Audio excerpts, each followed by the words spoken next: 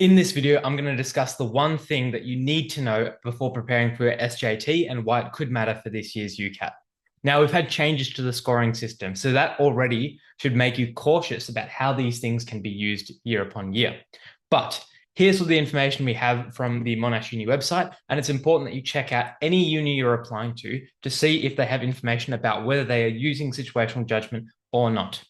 As per Monash, the situational judgment mark will only be considered as a secondary differentiator if applicants have the same total UCAT score. Now, most people are thinking, right, let's focus on my primary UCAT score, the VR, DM, QR. Let's optimize that, get above the 95th percentile. Who cares about these secondary differentiator things? And I think as a starting point, fine, completely fine. If you're in the 70th percentile, does your situational judgment score matter? No, not at all. But pay close attention to the numbers here. Last year, the 95th percentile was a score of 3,180 to 3,200. If you scored 3,170, you were the 94th. 3,210, you were the 96th. Okay.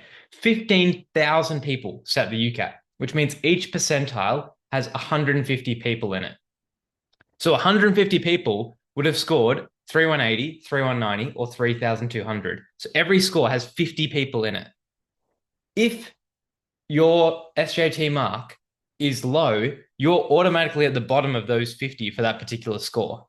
In other words, you can jump ahead of 50 people just by doing some work on your SJTs. I see so many students who basically do their full exams and then just when they get to the SJT system, just get zero because it's not worth their time.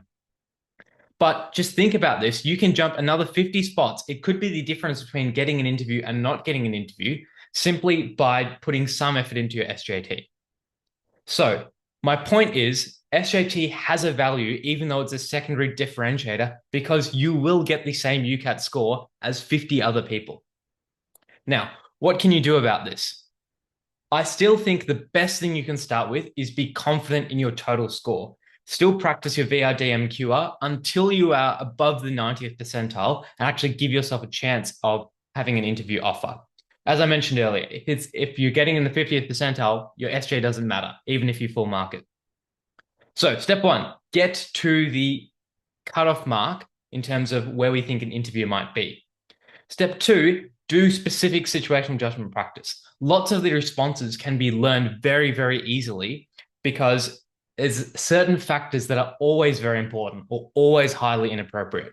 Emotional awareness and emotional intelligence responses are always very appropriate. Confidentiality, maintaining patients' perception of the medical industry, telling the truth, working well in teams. These areas are free marks if you literally just put one day into practicing these things. And so I'm not asking you to sabotage ATAR or UCAT, the first three sections for your SJT scores. What I'm suggesting is get to the target score and then get the basics right in terms of your SJT. Make sure you know the definitions of all four answer options and make sure you know how what the UCAT is looking for in terms of a good response. If you can just put a small amount of effort in to bump your score up a few percentiles until it plateaus a little, you will jump another 50 people ahead, and that will make your score as competitive as it can be. Do you think that it is worth 1 or 2 days minimum of your time to elevate your scores above another 50 people? Or will you risk being at the bottom of your particular score? That's my question to you. If you enjoyed this video or want further tips on situational judgment, make sure you check out my next video, which will be about these common definitions of terms and common answers that the situational judgment test will involve and how to get your score improving with the least amount of time and hopefully not sacrificing anything with regard to your ATAR or your UCAT. If you're serious about getting a good score, putting in whether it be you have 1 month to go or 1 year to go, it's important with the UCAT to get yourself equipped with the best resource possible because you need to be in the top 5 to 10%. And to compete against the best and beat the best, you need the best resources. So the first thing you should do is click the link in the description. This will give you access to my inner circle where I provide exclusive resources. The first of these is free PDFs. Every week will send out a free PDF covering some of my best strategies in each section. And so these include things like question types and key factors that you can consider. Again, the form takes probably 30 seconds to fill out. It's completely free and you can opt out if you change your mind at any stage. But this is what everyone should be doing and sharing with their friends. Additionally, by clicking out the link in the description, we can have a free one-on-one call where I give you my approach to practicing the UCAT and give you some advice and some free mentorship on how you can do well with this test and what it's like once you're in med. Furthermore, subscribe to the channel. There are plenty of UCAT videos that go out. I generally put out one every week, and I'm aiming for this to be the biggest area of free UCAT resources available with videos, PDFs, and free calls. All of that is free. All of that's completely, there's no lock-ins. You can change your mind at any stage. And so why not get your hands on these resources that have helped me and others get into med? Please do me a favor and share this with others if you found it helpful, and stay tuned for more videos on this channel. Thanks very much, guys. I'll see you next time.